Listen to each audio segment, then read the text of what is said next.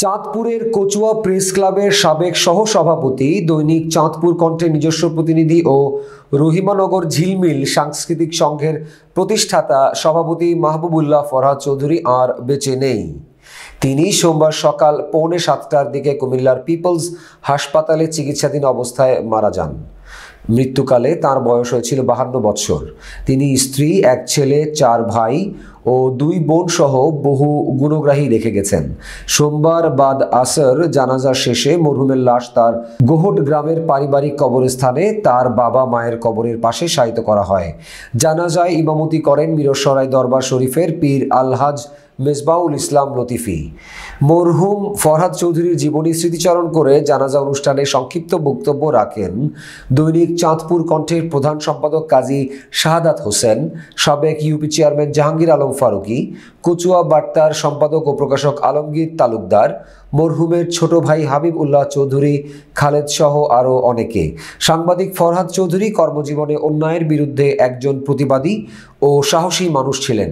তার মৃত্যুতে কচুয়ার সাংবাদিক মহল ও সাংস্কৃতিক অঙ্গনে শোকের ছায়া নেমে আসে। আর বিশেষ করে ফরহাদ চৌধুরী সম্বন্ধে এখানে অনেকে অনেক কিছু বলছেন, আপনারা সবাই এক বাক্যে সে একজন সরল, সাধারণ এবং ভালো মানুষ ছিল আমার দৃষ্টিতে। আমি জানি না আপনাদের সাথে কেমন সম্পর্ক ছিল। সব সময় সমাজ কল্যাণমূলক কাজ করত এবং তার একটা বিষয় ছিল যে সে খুব স্ট্রেইট ফরওয়ার্ড ছিল। যেটা বুঝতো যে ভালো সেটাই করতো, যেটা অন্যায় সেটার সাথে সে কখনো থাকতো না। তো তার এই ভালো গুণ আসলে আরো একটু বেশি আমরা বেদনা হতো এই কারণে, তার একমাত্র সন্তান, এই সন্তানটির দায়িত্ব আসলে এই শোক আসলে কিভাবে সহ্য করার মতো মনে করে।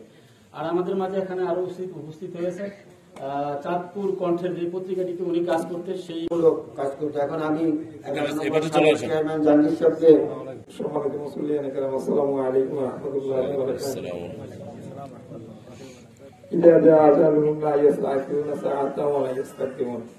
নির্ধারিত সময় মৃত্যু, এটাই বলবো সেখানে।